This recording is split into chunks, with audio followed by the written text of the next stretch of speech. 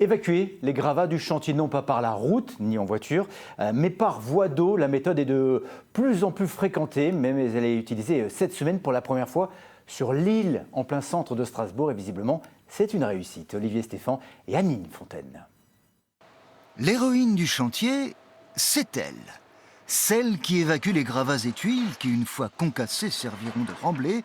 Cette barge, auxiliaire de travaux publics, surprenante, en cet endroit du Strasbourg touristique. Mais comment en est-elle venue à s'installer là? En sortant d'une réunion de chantier, je commençais à regarder un peu pour l'organisation et l'évacuation de tous ces gravats. Et j'ai vu un bateau-rama passer devant le chantier.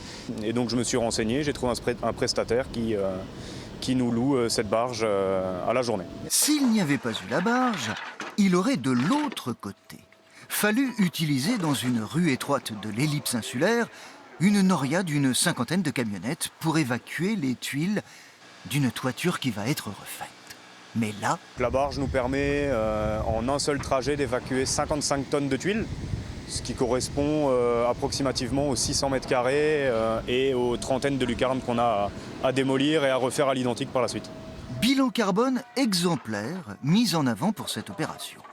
Méthode qui pourrait faire école. On peut aussi amener du matériel à l'aide des barges. Plusieurs bâtiments sont concernés et peuvent par la suite utiliser ce procédé. Ce premier chantier évacue 24 000 tuiles.